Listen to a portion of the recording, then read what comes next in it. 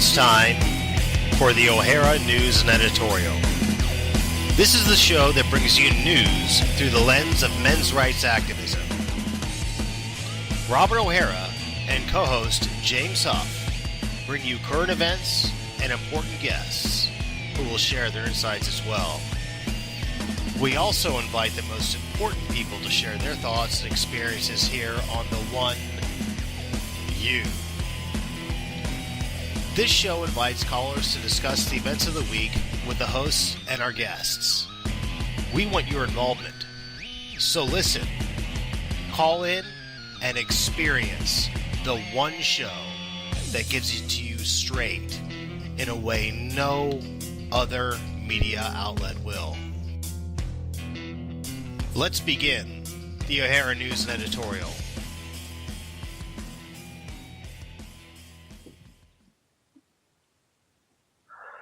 And we're back with another edition of the O'Hara News and Editorial on this Tuesday, October 21st, 2014. It's been a very eventful week. Lots of things are happening in the news, and tonight we have as our guest Justin Trottier.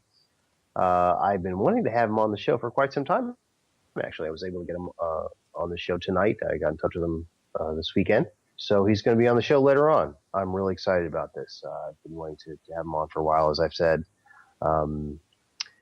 Definitely one of the old guard. I guess he's been in the men's rights business for quite some time now. Well, I say quite some time, maybe not as long as Paul has, but he's been in it longer than I have, and I've some things I've wanted to talk to him about. So, James, how was your week? So far, so good. That's good. Well, let's get on with the news. Going to start off with what happened last week with Anita Sarkeesian.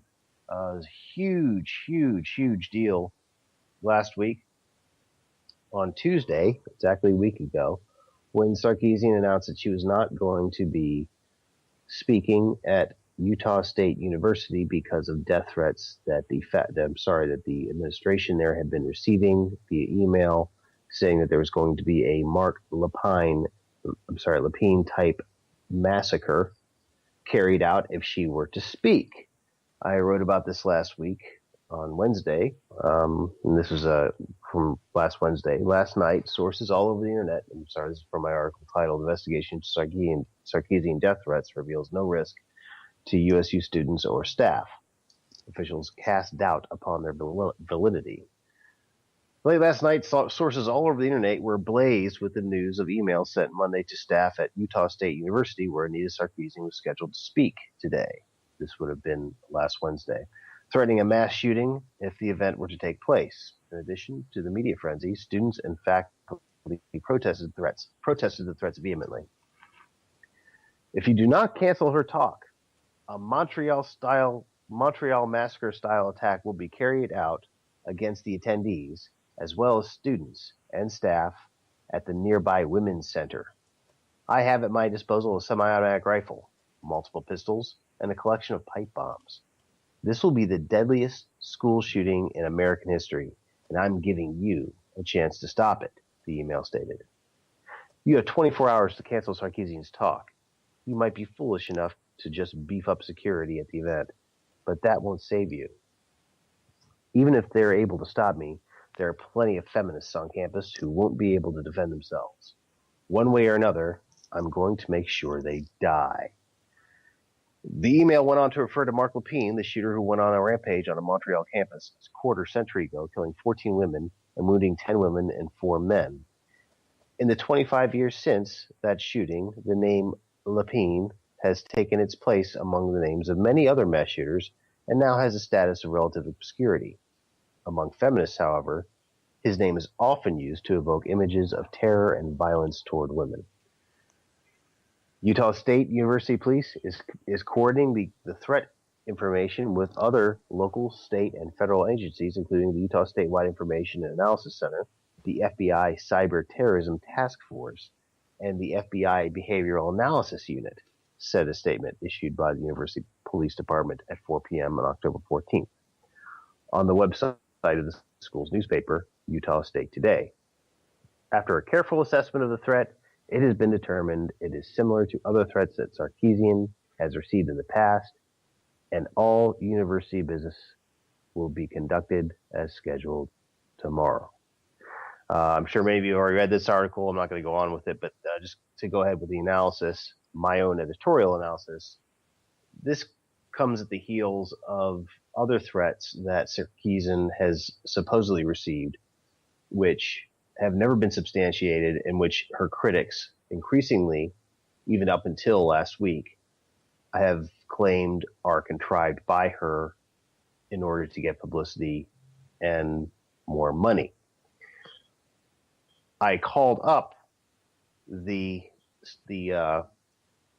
school last week on Wednesday and was lucky enough to get in touch with the school's executive director of public relations, Mr. Tony Vitale.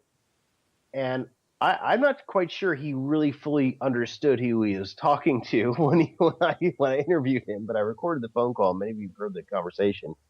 But he told me flat out that after a matter of maybe an hour or two of the FBI looking at the email and looking at all the other ones and going through the email headers, they first of all ascertained that this was not a student at the university that sent this email, or at least they believe they are near 100% certain that it's not a student that sent this email. So throw that out the window.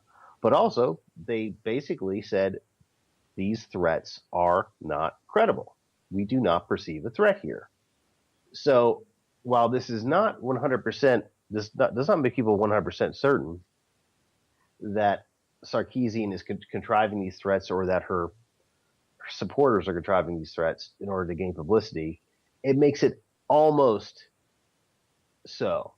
And it's just, and the reaction to this story last week was immense. It got 2,000 views in 2 hours after publishing it on A Voice for Men.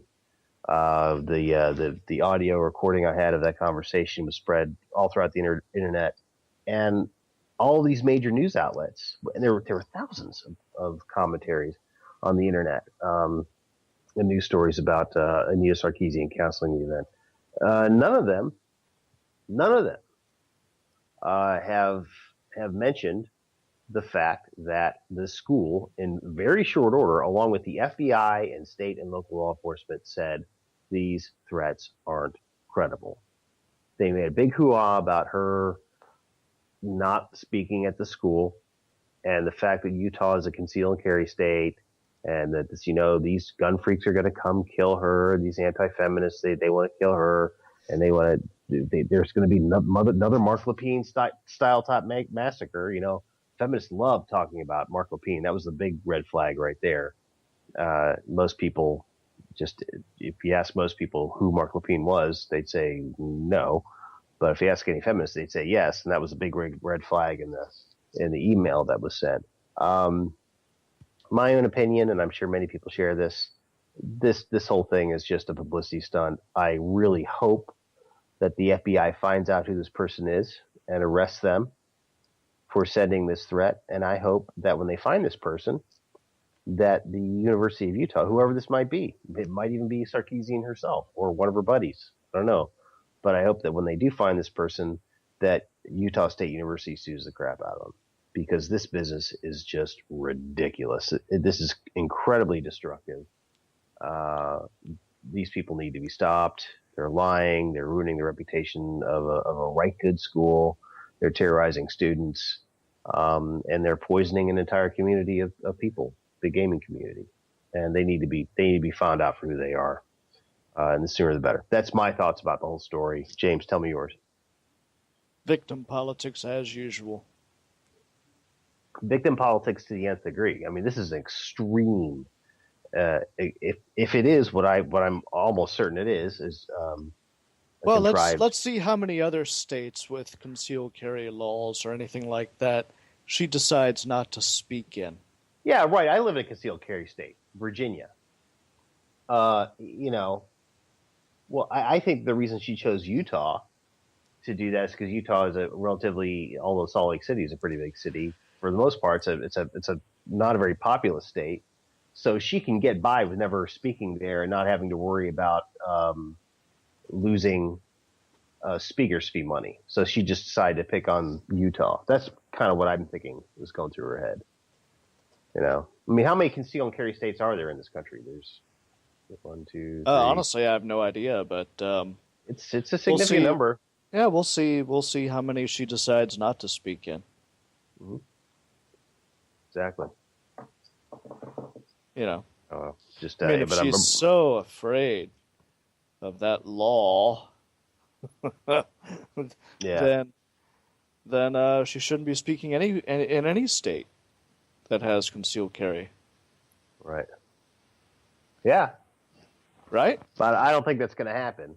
I'm just saying. I don't think she's going to refuse to speak in Denver. I don't think that she's going to refuse to speak. Least we can do. Least we can do is expect some consistency, right? Right. Yeah. No, I promise. I don't think that we can. I can promise you that this is about the money. Oh, this is totally about the money. And I think. I mean, I suspect that she is. I think she may have gotten a large donation from the anti-gun lobby, gun control lobby. I mean, that's how these people operate. You know, she's kind of a gunslinger now, a hired gun for hire because she's famous now. And the amount of publicity she got over this was ridiculous. And you could tell that her supporters were totally fawning all over her just for the publicity she was getting. I remember reading her tweets, people sending her tweets, and they were saying, "Oh, congratulations, we're on the New York Times now. We got Gamergate on the New York Times." Yeah, that was their goal, to get as much publicity as possible. It's like these people couldn't be, I mean, they have to try really hard to do a worse job of making it obvious that this whole thing was a publicity stunt. I mean, anybody with half a brain would be able to tell that something's going on here. You know, there's a rat, and people know who it is. Thunderfoot did a brilliant video on this. I'll put it in the chat room. But I can't help. There's the thing about this whole thing is if she in fact is behind this death threat, and I believe that she is, maybe in a tertiary manner, but if this is the case, she and her gang are really engaging in very, very reckless and destructive behavior. And if they get found out and they get caught, it's all over for them. It's all over. The whole thing. The fallout's going to be incredible too. But I'm waiting. I mean, at some point, the FBI is going to be forced to explain what's going on, because now people are saying, why haven't we found this person? Why is the FBI dragging their feet? Well, maybe the FBI knows something that these people don't know, and that is that these death threats are probably coming from Sarkeesian herself. You know, she's using these as a publicity stunt. I have a feeling. I mean, I just can't help but think. Look. Even if it wasn't, they still overblew it by a whole lot. The thing is that it just, the whole thing stinks of orchestration by someone who wants publicity or wants to give Anita Sarkeesian publicity, whether it be her herself or somebody else on her behalf. The whole thing just reeks of it. I mean, you just can't get around the obvious smell of a hoax. It's all over the place. But I'm looking forward to seeing what's going to happen. We'll see. So, I have about as much faith in the people who are investigating as I do in feminists themselves. Right. Yeah. Speaking of college campuses,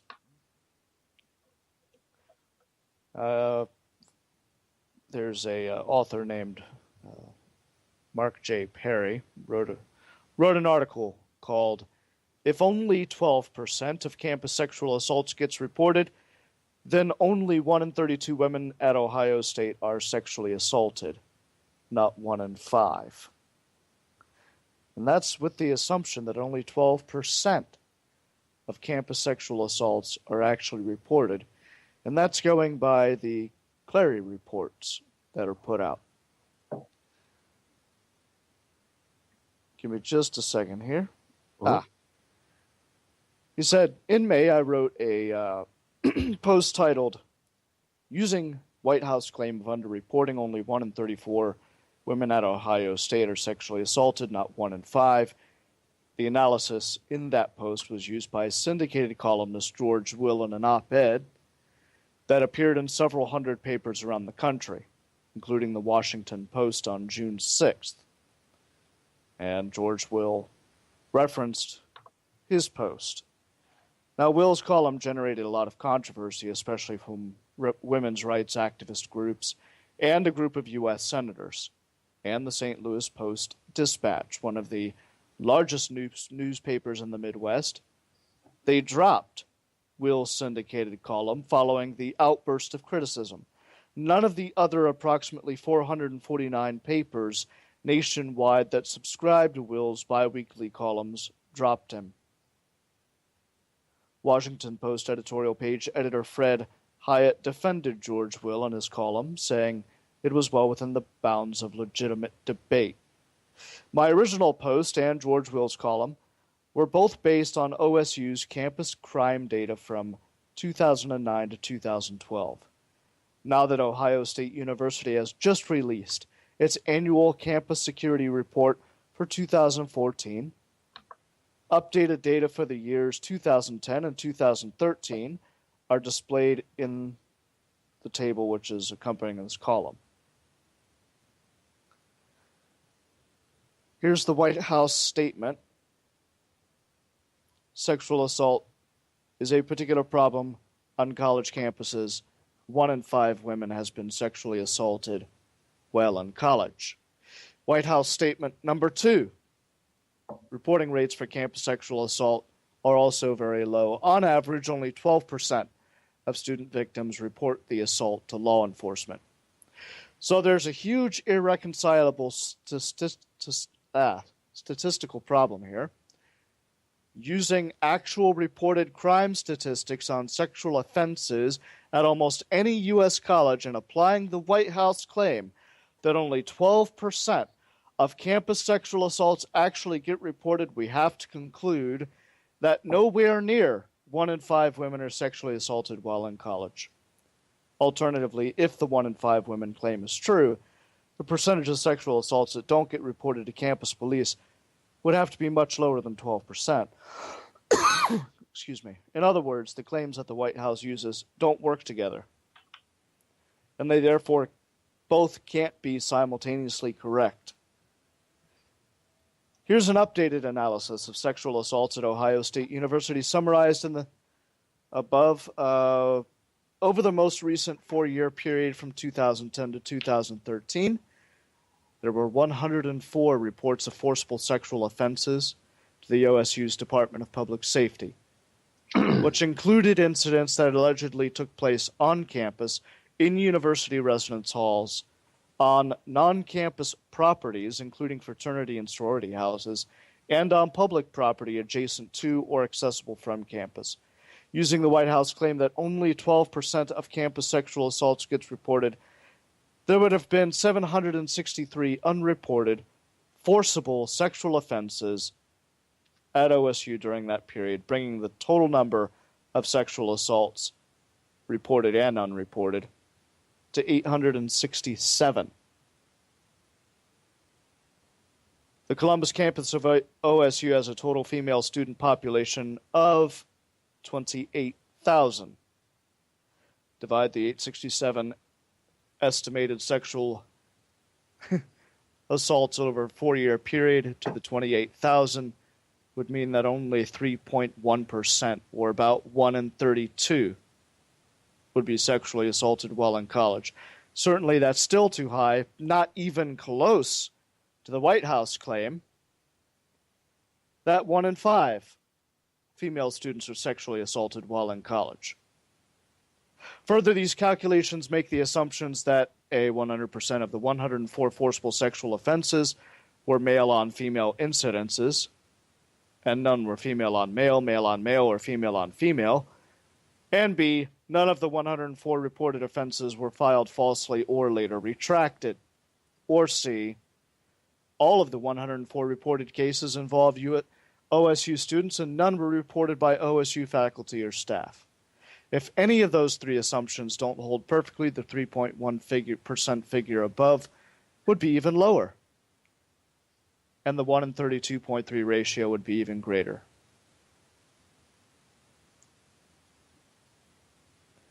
Yeah.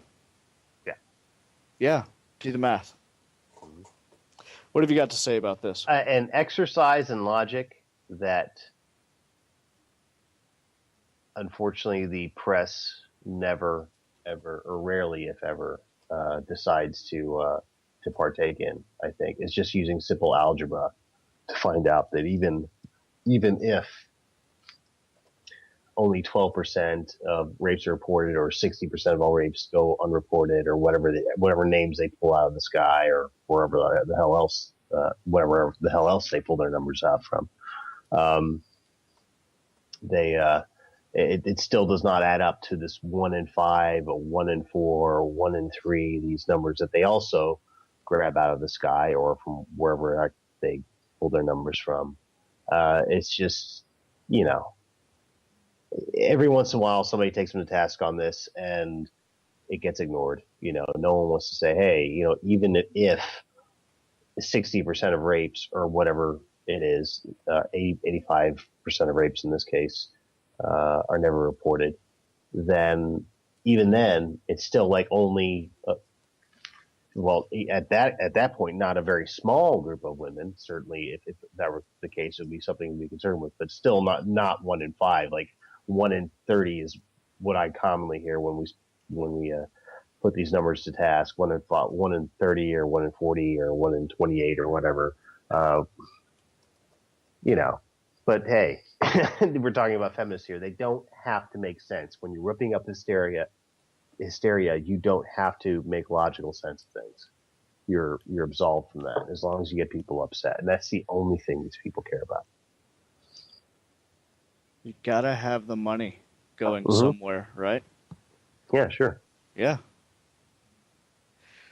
And of course, all these detractors say, "Oh, you can't trust the Clary reports. You can't trust the Clary reports."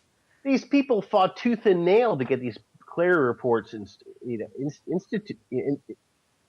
get these Clary reports going in the first place. And now that they're getting the real data, the only information they have, which is police reports, they're just not satisfied with that because there's not enough rapes. Yep. They want women to be raped. That's what they want. They fantasize of a world where where there's a rapist behind every tree, and raping women is a routine thing that normal men do. That's their narrative. And if the facts don't fit the narrative, then you change the facts. But you can't change math and logic and actual facts, actual numbers. You just can't do it. Not for long, you can't. Before people call you out on your bullshit. So, anyway. Going on with the news. Another pretty important news story, which I published today. The North Dakota Bar Association uses dues to oppose shared parenting initiative in that state, and the supporters of shared parenting respond. Last week, the North Dakota Bar Association donated $60,000 to Keeping Kids First, a committee formed specifically to defeat a shared parenting referendum in North Dakota to take place on November 4th. Measure 6, the proposed legislation that would be made law by referendum, will mandate a 50-50 split in parenting time between both parents in the event of a custody dispute, unless one parent can prove the other is unfit. The donation appears to be in violation of the U.S. Supreme Court decision Keller versus State Bar of California, which holds that a mandatory state bar association's activities are limited to those directly related to the regulation of the legal profession of the state. Supporters of Measure 6 are quick to respond. It is illegal what they're doing. Mitchell Sanderson, spokesman for the North Dakota Shared Parenting Initiative, told Watchdog.org last week. No doubt about it. They're a mandatory association, so they cannot use any funds to lobby against a measure like this. The Bar Association justifies donation by saying it wasn't to support or block any kind of political action, but rather that the donation was more altruistic in nature. North Dakota Bar Association's Tony Weller said the Bar Association's governing board has determined this ballot measure isn't a political issue. This is a social policy issue rather than a political issue. Right, Mr. Wheeler. Nice.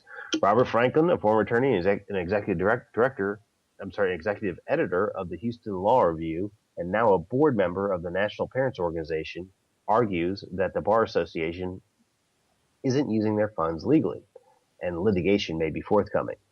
He cited the recent decision of Nebraska's Supreme Court, which recently reined in the political activities of that state's Bar Association. In September 2014, the Nebraska State Bar Association settled a lawsuit filed by a state lawmaker who claims his dues were being illegally used for political activities. According to the Associated Press, mandatory membership dues in that state dropped from over $300 per year to under $100 after the courts restricted the use of those funds to, quote, only those activities needed to regulate the legal profession, such as maintaining records, mandating continuing education for lawyers, and enforcing the ethical rules of attorneys. My belief is that the North Dakota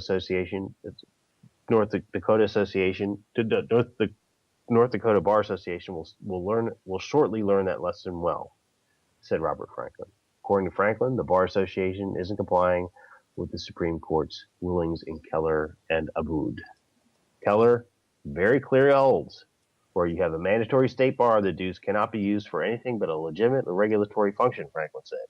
Taking a position against a particular bill before the legislature, or in this instance, a ballot measure, has nothing to do with regulating the legal industry.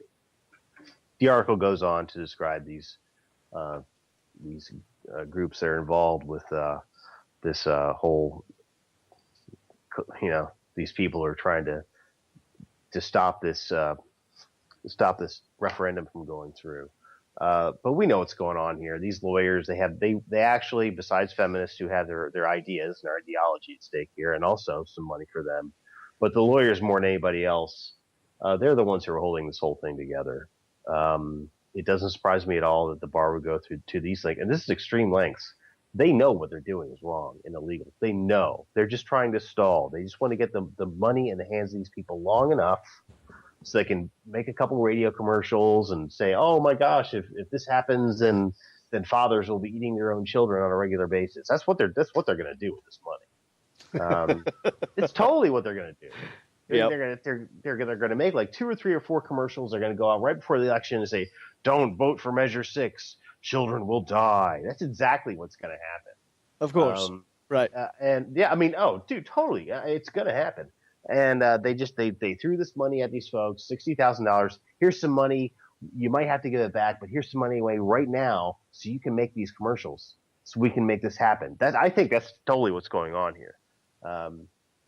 But these groups that oppose this referendum, or rather Measure 6, are, of course, the usual suspects, of course, State Bar, but domestic violence groups, that, people call themselves advocates for victims of child abuse are in on this.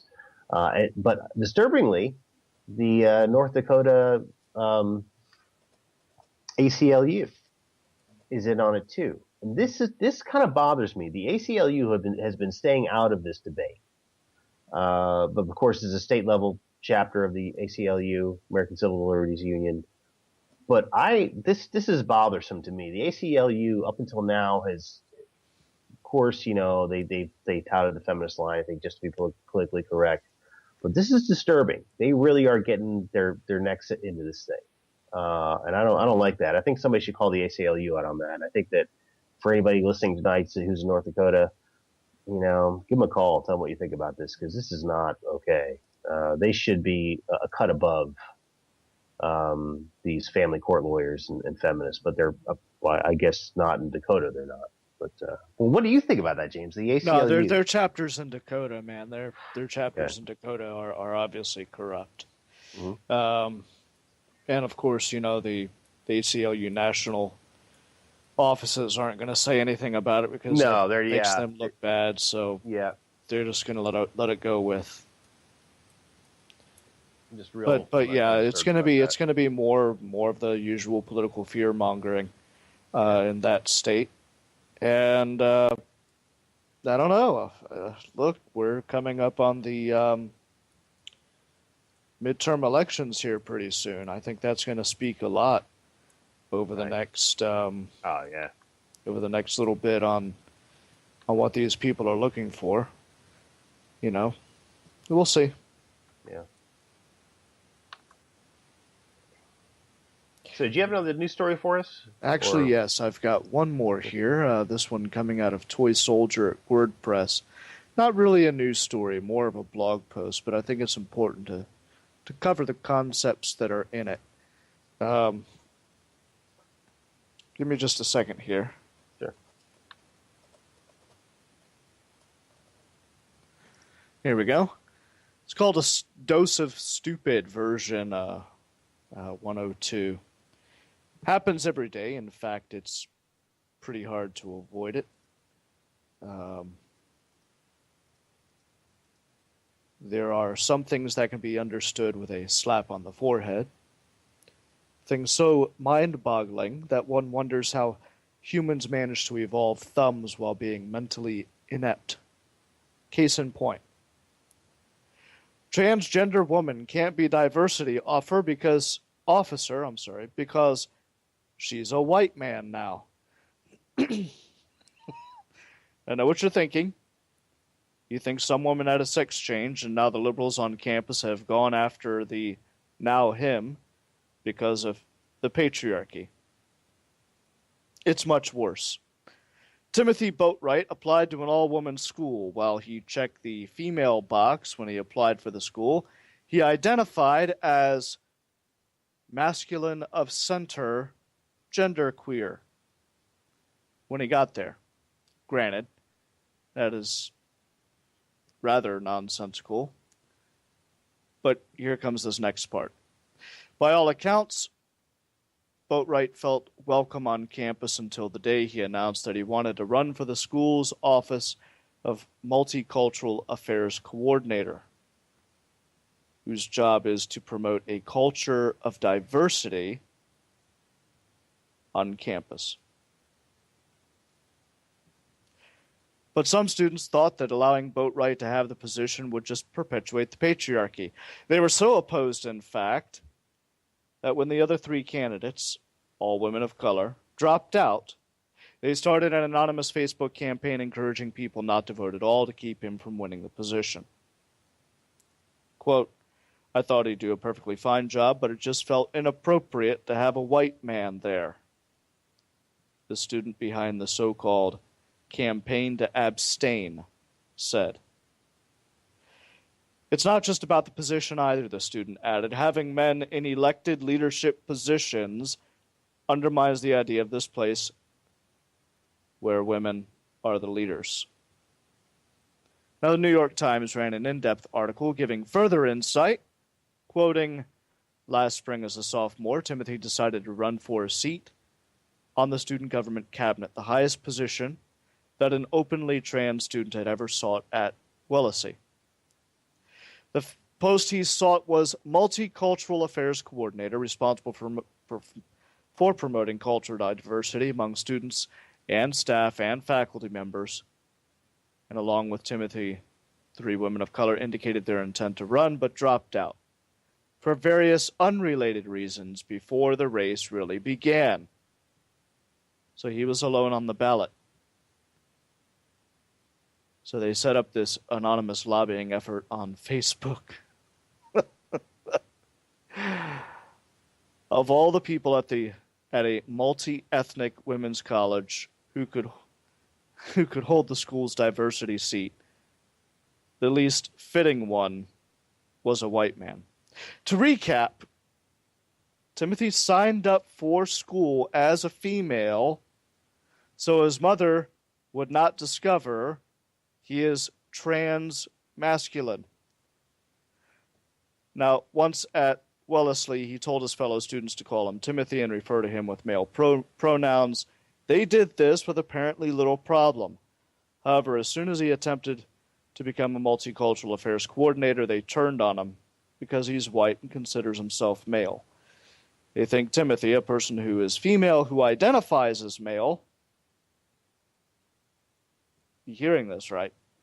They think Timothy, a person who is female who identifies as male, ever a minority if there were one, is unqualified to be a diversity officer because Timothy is a white female who identifies as white male.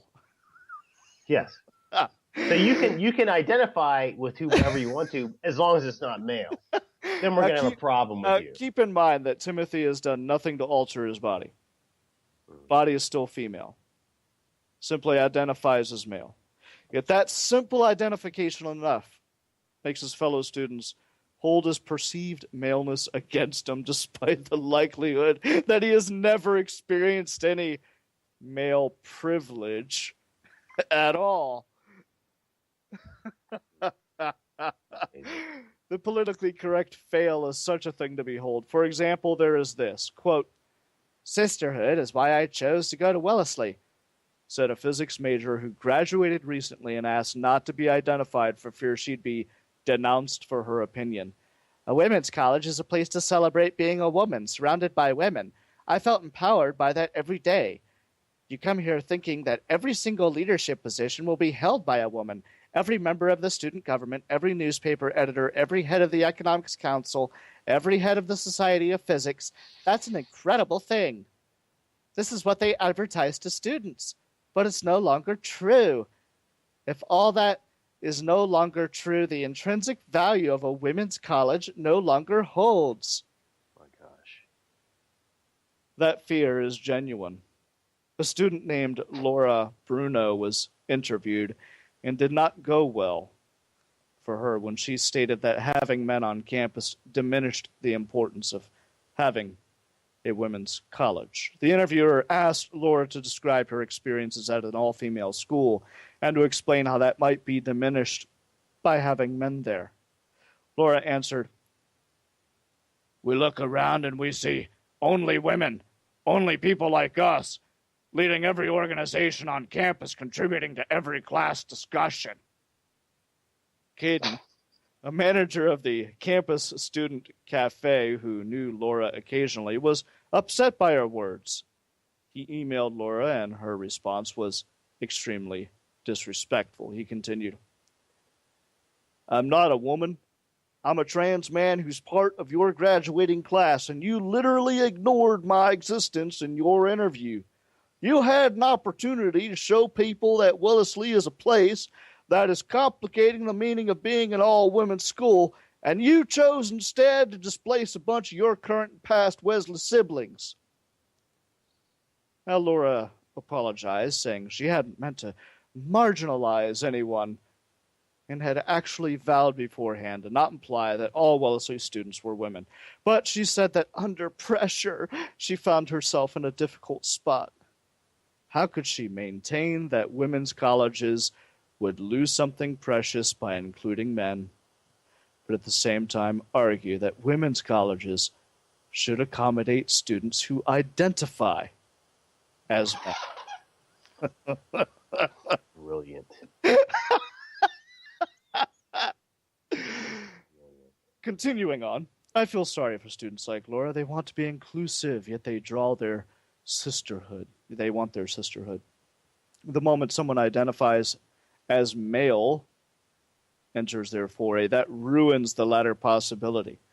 The simplest solution would be to require every student at least to identify as female. That would solve the immediate problem of having females transitioning to or identifying as males on campus. However, it would cause the new problem of asking the students who identify as male to leave. Yet I do not feel sorry for the students. This is precisely what happens when political correctness is left to its own devices. If you think a person can change their gender or sex, then neither two concepts are concrete. They essentially do not exist. They are simply social constructs, no different than race or nationality. And if that's true, then there's little point to having an all-woman college, because there's no such thing as woman or female. Now, most people obviously don't believe that. Most people think there are only two sexes, male and female. These are biologically determined, not social constructs. And most people at Wellesley probably do not think that Timothy is male. They simply go along with it for the sake of appearances. However, people like Timothy do not know or suspect that, so when they attempt to engage in informal school activities, they end up with Timothy's present situation. Perhaps the most enlightening part of this is how much this mirrors the feminist attack on men and masculinity.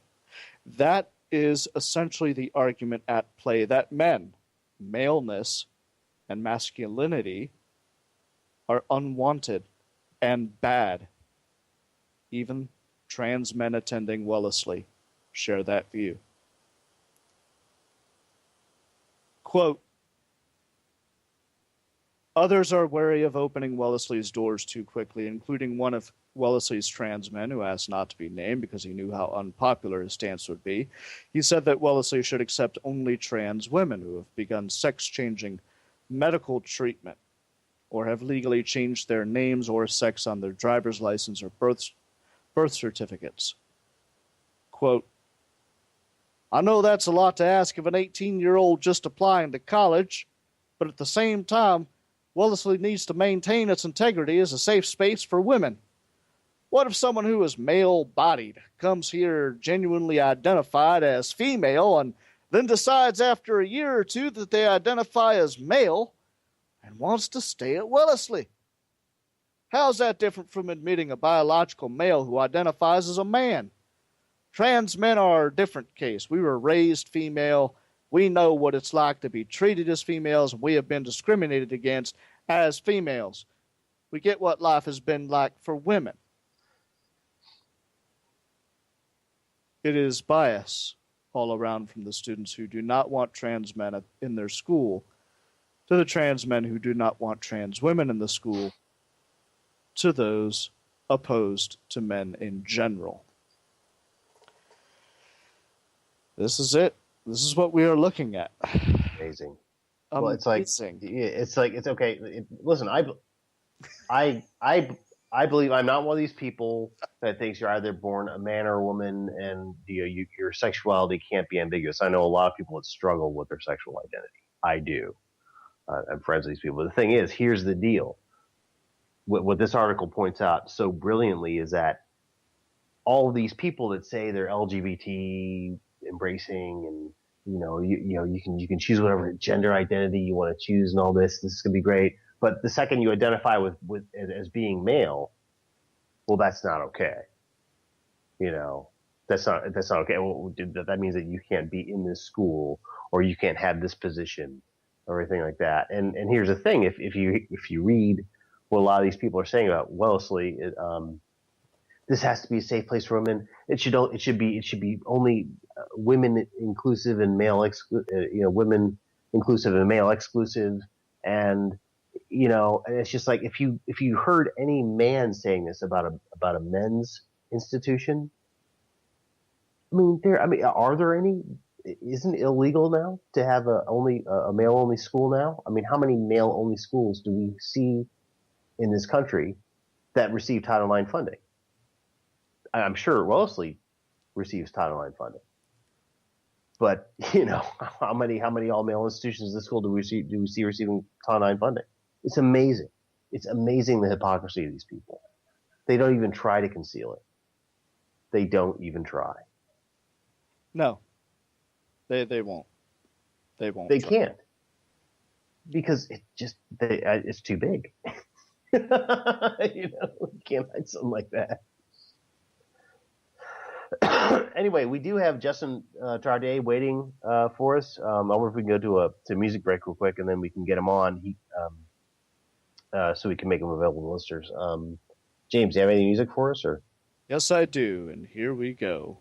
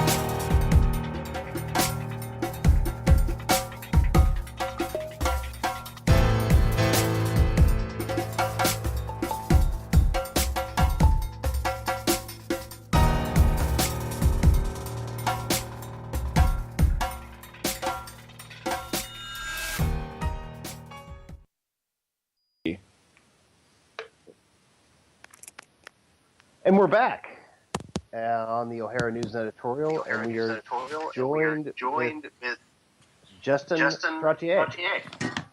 Yes, Cafe. hi. Hi, how you doing? Hey, Justin, can you turn down your speaker or use some headphones to hear? Because we're getting an echo a little bit. Oh, sure.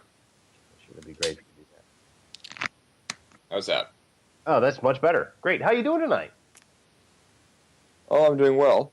Thanks for having me Good. on. It's a pleasure. Good, sure. I've been wanting to have you on for quite some time. Actually, one of the things that I want to say is right off the bat, one of the things that got me into the men's rights movement, one of the first exposure, some of the first exposure I had were some of the podcasts that you did several years ago, which I thought were really, really intriguing. You had Dr. Farrell on one of them, and you had some other people I found very, very interesting. And I just that was some of my first exposure to men's rights material, and I wanted to thank you for that. Well, I am heartened to hear that I had at least one listener. Oh, really? Are you serious? I'm not sure it was more than one, but I'm glad to know it was at least one. Okay, well, I'm just saying. I thought it was great. I thought perhaps you had had a pretty good listenership to that by now, I would think. But anyway, well, thank you very much for. No, it was a pleasure to do it. I learned a lot about the issues myself from the research and the conversations, but I can't say that I was ever much of a whiz in terms of the technology of podcasting at the time. Right. So I'm glad to hear that it actually some people interested in these important issues. Great. Well, so anyway, some background on you. You've of course been with Cafe since its inception. Is that correct? Since its inception, actually, I was involved as one of the original founders back in 2010, I guess it was. Okay. So, what was when it first started? How did you? Obviously, it was a group of people that kind of amalgamated around some issues, which, among other things, included men's rights. How did you personally, and if you could also tell us how other people with Cafe who were there at the very beginning, how did you all become interested in these issues, and how did you actually connect and start doing something with Cafe? Well, I came to a point where I had been experiencing, from stories I was hearing and my own personal observations, an increasing awareness of a variety of men's issues. So for me, there wasn't one particular issue.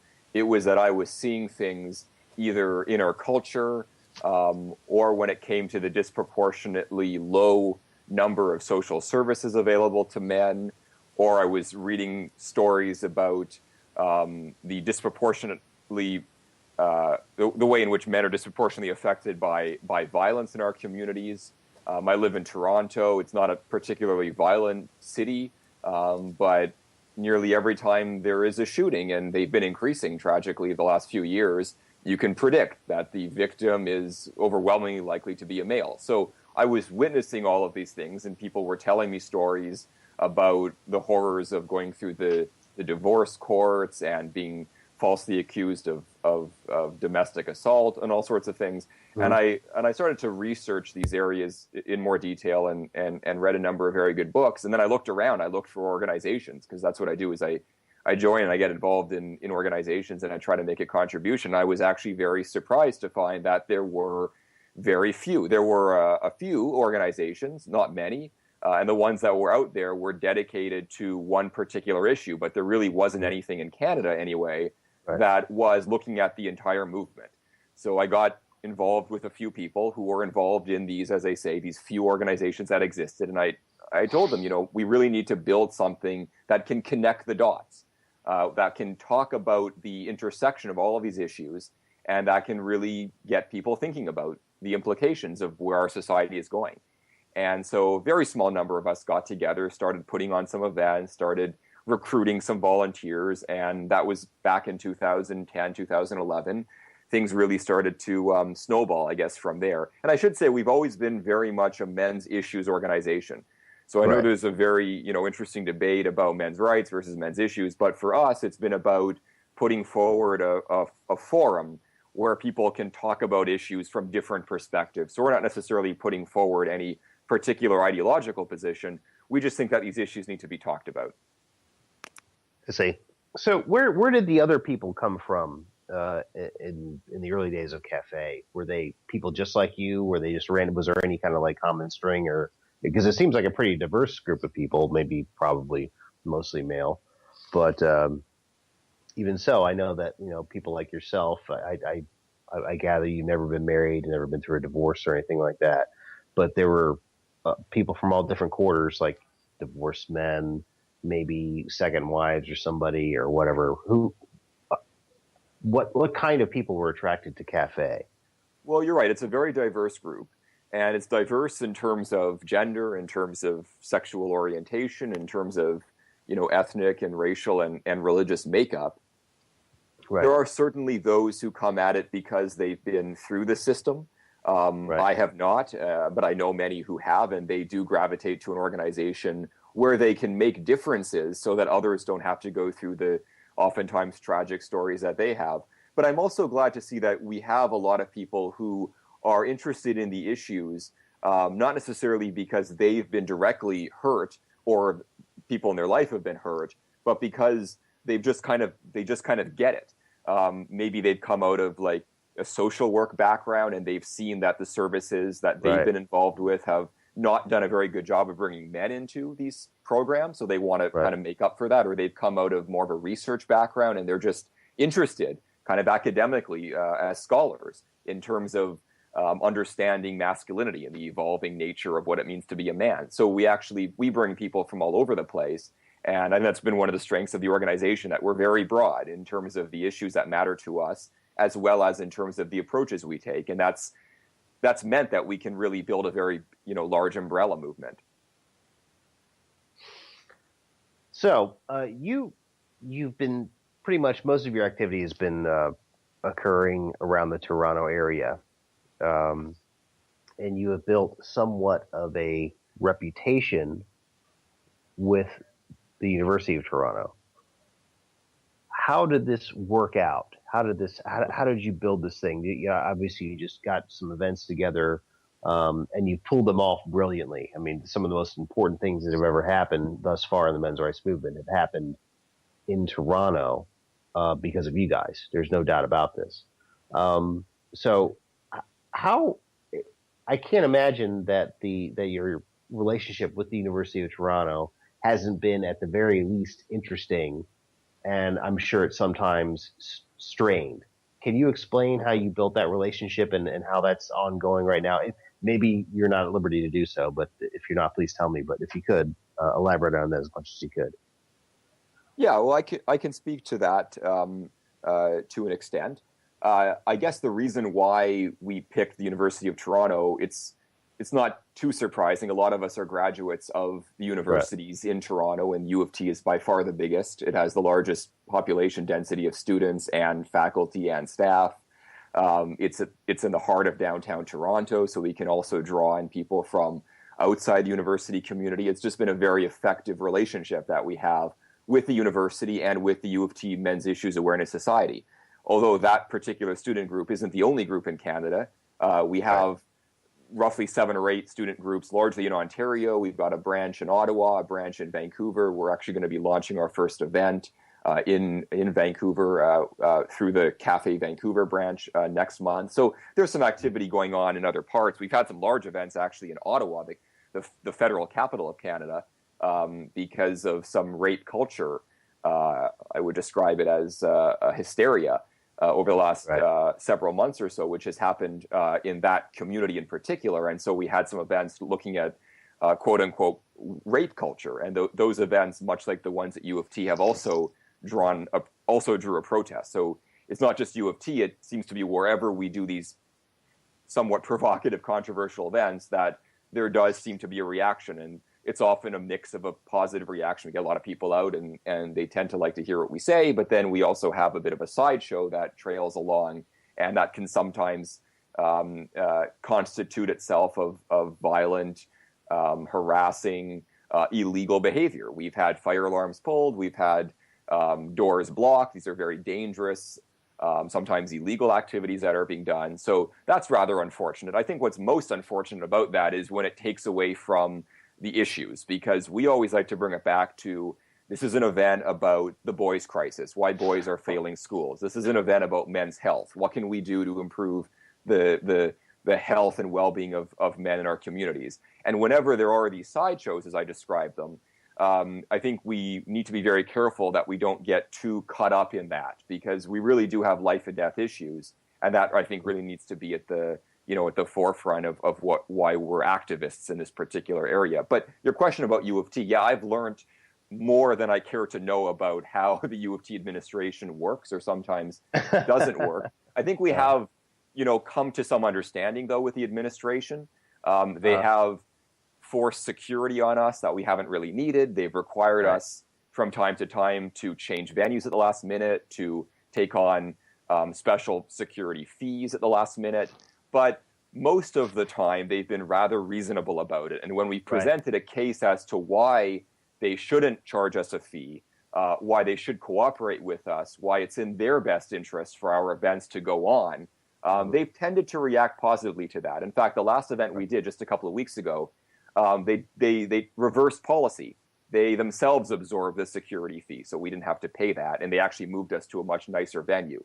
And I think the reason they did that was that they understood when we told them that if you want to have a university that values freedom of speech, if you don't want to have a university where you have illegal riots happening, then you don't want to reward protesters. You don't want to punish student groups that do nothing wrong and give incentives to protesters to do everything wrong. I think they got that, and that's nice to see. That's good. I'm sure that's been a very interesting journey. So about the event 2 weeks ago at the University of Toronto, it seemed to have gone off okay. At least that's what I heard from Danny, our Canadian news director. There were no protests or anything like that. Was there anything at all? Were the people standing outside holding signs, or if you could describe the scene for us? If you were there, were you there? Yes, yeah, I was part of the group that introduced the speaker. Of course, there was nothing negative at all. It was a very positive event, and I'm hoping that all of our events in the future won't have those sideshows. We can just focus on the issues that these speakers are coming to share. I mean, after all, these are some really high caliber guests. Yes. In this case, we had a therapist, a woman named Lynn McDonnell. She's a pioneer. She has started a group called A Time for Men, and she's worked with some colleagues to develop male-focused workshops, support groups for men who have been victims of trauma and sexual abuse. I mean, she is really a world-class therapist, a world-class speaker, and it would have been very disappointing if the event had been hijacked by a group that didn't think that she had any right to come on campus and talk about the sexual abuse of men. So I'm very glad that didn't happen. Unfortunately, there was an attempt to have the event canceled. There was an attempt to vandalize and remove our marketing material. It wasn't successful. I mean, they did, they took posters and banners down, but we always were able to put them up very quickly. What I found kind of sad was that there was an incident where some young female student went to the office where we have our banners approved. We had a big banner up in the middle of one of the student centers, and the banner kept getting removed. We kept putting the banner back up. And at one point, we understand that a young female student complained that we shouldn't have the right to put our banners up.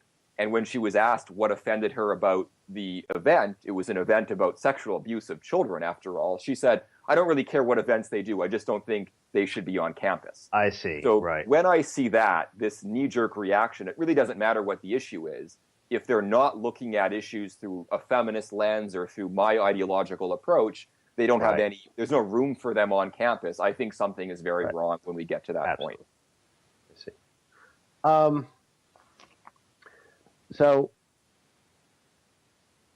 what's you alluded to something in our emails before of something that's going to be happening in the future with Cafe, and I'm sorry I can't remember what's going on, but what's the next step for Cafe right now? What do you guys plan?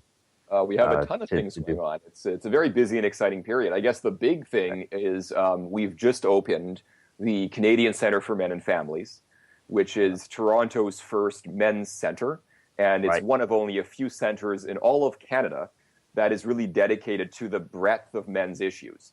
So everything from support groups for men who have been victims of abuse, to mentorship for at-risk boys, to discussion groups and guest lectures. We're going to have legal aid eventually as well, so that men who have been accused of crimes that they haven't committed can actually get support. You may not know, but there's actually a number of legal aid clinics in Ontario. These are publicly funded legal aid clinics where you can go if you're a low-income person and you can get free pro bono legal support. But there are some clinics where if you go and you're a man and you're accused of certain crimes, you won't get support. If you're a woman and you're accused of the same crimes, they'll give you all the help you need. But if you're a man, they'll turn you away. So we're going to try to make up for that by providing our own in-house legal support on top of all the other programs that we're doing. And we will also be looking at setting up a shelter for men who are fleeing domestic abuse situations with or without children. In Toronto, there aren't any available spaces. If you're a father who is fleeing a domestic abuse situation and you have children, you aren't welcomed in any of the shelters. And Toronto does have many shelters, but in those situations, you have. So we're going to try to provide something, probably not in our facilities because what we have is very limited, but working with the community, working with our members, we're going to try to provide safe houses where these men and their children can go when they need an escape. So a whole mix of services that really haven't been available to boys and men. This is something that we're going to try to give back to the community. And we've just opened. We had a meet and greet just a few weeks ago. The grand opening is coming up later in November. And it's going to be, I think, quite an important occasion. All these things take a lot of resources. How are you, just to be direct, how are you paying for all this? I mean, what kind of donors are you getting? This is really, it's very interesting because it's very difficult to find a way to fund men's issues groups anywhere. Again, you guys are probably the strongest group in Canada, or as far as I've seen. Where do your donors come from? Well, we're a very cost-effective organization. We don't have any staff, so we're not paying salaries. And for any charitable organization, we are a registered charity. We're actually Canada's only registered educational charity with a focus on boys and men's issues, which got us a bit of attention, or you might say notoriety when we announced that. But that was a pretty big deal because that gives us some fundraising advantages. So we don't have any staff. We pay rent at the center, the Center for Men and Families, which we've just taken a lease on, but it's a fairly modest lease. So our expenses are low, but they're not nothing. I mean, you can't operate any organization with no funding. So we do have a membership program. We did launch what we call the Founders Club program. So we had a donor actually who stepped up and donated $5,000 when we announced the fundraising campaign to raise $50,000 for the eventual opening of the Center for Men and Families. That was a year ago, more than a year ago now, I guess. The fundraising to eventually open the center, a donor stepped up, gave us $5,000, said, here, try to get other people to match it. So we announced the Founders Club, and we ended up getting 8 more people to throw in at least that amount of money. And that, coupled with many smaller donations, but every donation, of course, counts, we ended up exceeding our goal, and we raised more than the $50,000 we needed. And that was enough to budget for 2 years of operations without staff. So now our next step will be another fundraising campaign in the next few months to raise money so that we can actually hire our first paid executive director. There really is no other way to do it.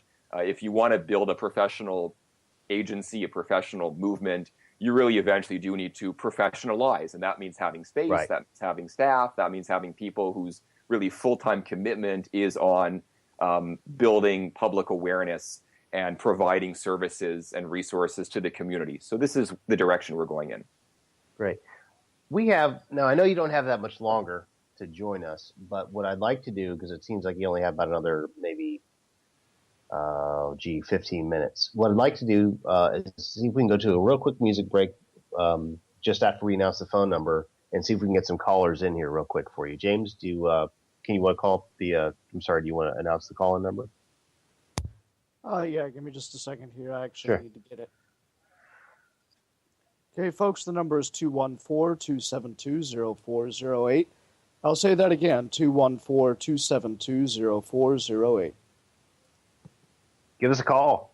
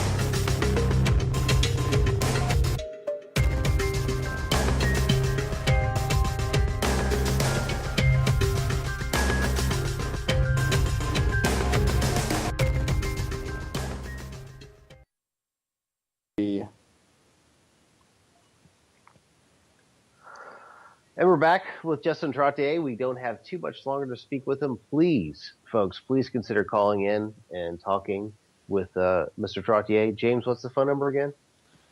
The number oh wow, you keep catching me off guard with that. I'm sorry about that. The number is 214-272-0408. Okay, so we're back, Justin. So we were talking about some of the infrastructure of Cafe and your thoughts about at some point you have to have professional activists doing stuff, and that's so important. There's some though, and I just kind of wanted to when you mentioned this, I just kind of wanted to touch on this. There are some who say that this leads down to a road of, and this is purely a philosophical question. This leads down a road of kind of corruption at some point. You know, if you could have a professional activist movement, eventually it's going to become kind of a self-perpetuating thing, and they have a perverse incentive to create some of the problems that they try to alleviate, as much as feminism has done.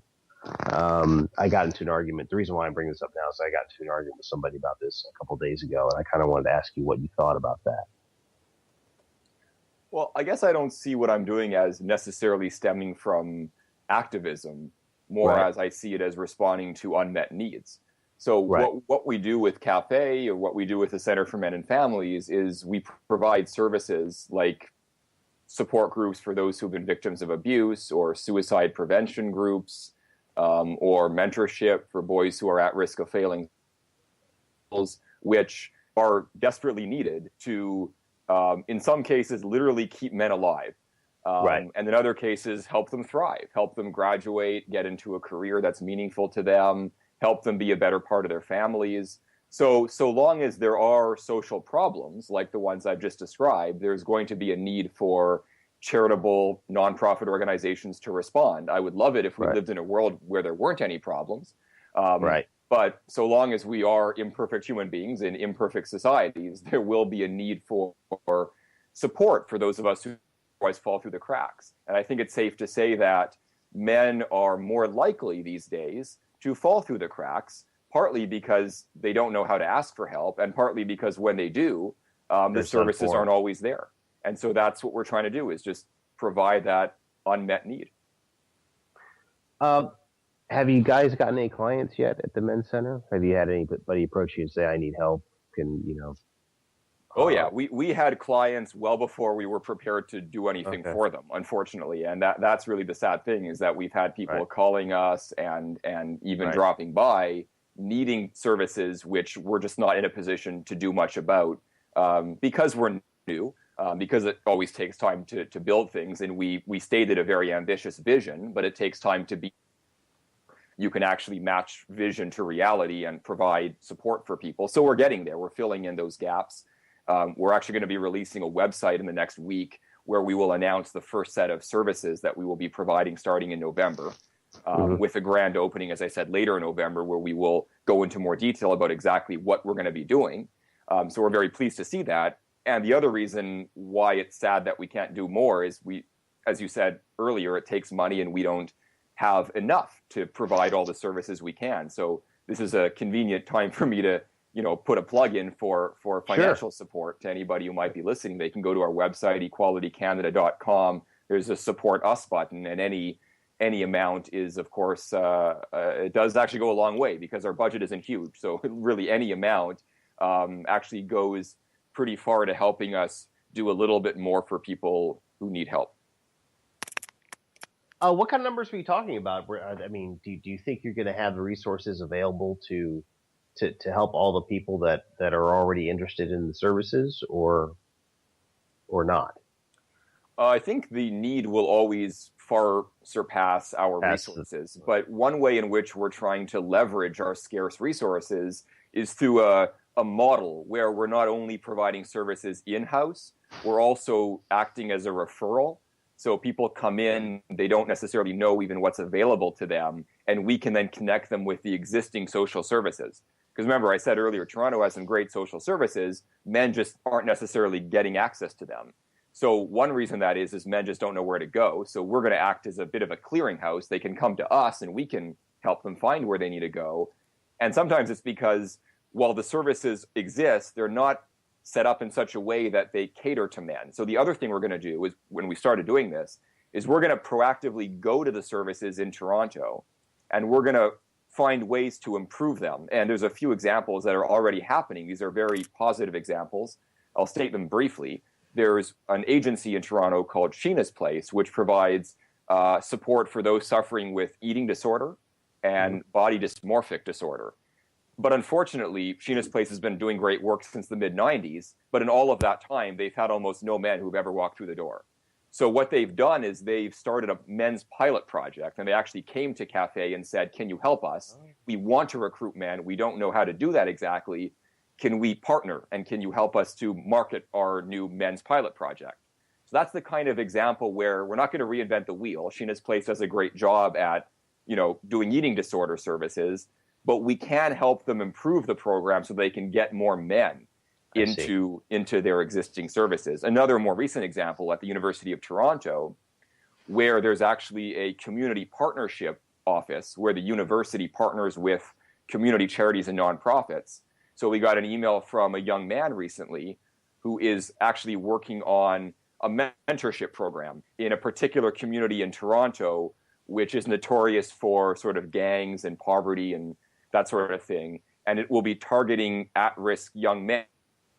So he's working with groups that have long done mentorship and coaching and stuff like that, but they're looking specifically at how can they get more at-risk young men. And so obviously that's something that we're going to jump at the chance to support.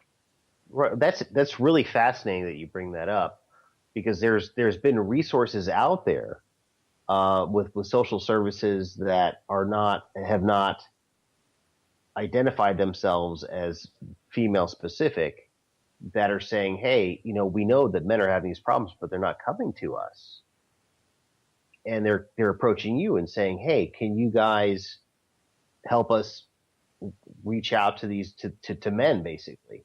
Do you think that speaks to the, and I don't want to say the gynocentrism of social services, because obviously the ones that you just mentioned are not gynocentric, but do you think that speaks to the entire idea that men feel isolated when it comes to social help, and that it's a self-reinforcing vicious cycle? Because I think what happens is men are socialized to not ask for help, right? To quote, take it like a man. So they don't look for help. So the statistics show that women overwhelmingly seek out social programs. So then when it's time to build a new social program, who's it going to be geared towards? They'll do their market research and say, more women need the program. Let's make it for women. And that, again, sends the same signal back to men that the programs aren't there for them because they shouldn't need to use them. So it's a reinforcing, as I say, vicious circle, where the only way to break out of that is just to say, look, men are humans. They need the same support as women do. The research shows that even if men aren't using the services, the research shows they desperately need it. And I give you, the example of the eating disorder. The research showed that 1/3 of new eating disorder cases were actually men. But in the case of Sheena's Place, there were no men going. So there's obviously a disconnect, right?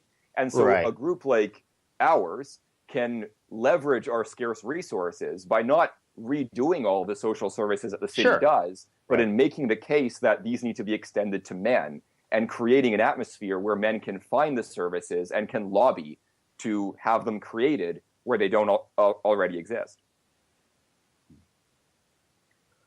Are you optimistic about where that angle's going in the future as far as as far as Cafe growing?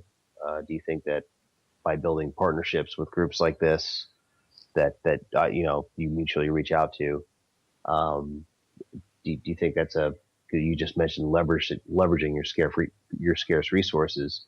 Are you optimistic that this could be like a real new kind of a new jolt or a new dimension of growth for Cafe in some respects? Or because this fascinates me I'm very optimistic, because I don't think this has really been tried before. And when we state our vision for the Center for Men and Families, we describe the vision not as providing this particular service or this particular resource. The way we state the long-term vision is catalyzing social attitude change, catalyzing a change in the way society sees men and boys. And if we can do that, we don't need to create all the services and all the programs. We will see the existing social service agencies decide voluntarily to extend what they're doing to bring in boys and men. And we will see new initiatives crop up. I'll give you another recent example. At one of the hospitals in Toronto, a group of psychiatrists got together and they did their own research, and they found that fathers were not getting the mental health support that they needed. And it was having a very negative effect on their own health, the health of their spouse, and the health of their family. So they've started a network for fathers' mental health awareness. and it'll be a web portal where fathers can get all sorts of services. And I think that is kind of they're a bit avant-garde, but I think that they got it. They understood that there is a change happening in the way people are viewing, society is viewing men and boys. And if we can be a part of catalyzing that change in society's attitude, and again, that's really the vision that we have, then we don't need to do everything ourselves, right? We will provide some services, some desperately needed services, but we will also be able to really see a change in the way the social service structure works in our society. And I think boys and men will improve. And I think everybody actually will be better off, because if boys and men are suffering, then that can't be good for the girls and women in their life. I mean, I believe that whenever anybody gets help, whether it's a man or woman, a girl or a boy, it can only improve the health and well-being of their family and society at large. Mr. Trottier, it was great having you on tonight. I definitely want to keep in touch with you in the future, and definitely have you on again in the future. Whenever things are happening whenever things are going on up in Canada. It's been a pleasure having you on. It's about 10:23 right now, and we know you got to go, so we're just going to go ahead and call the show early tonight. We had hoped to take callers, but we were not able to.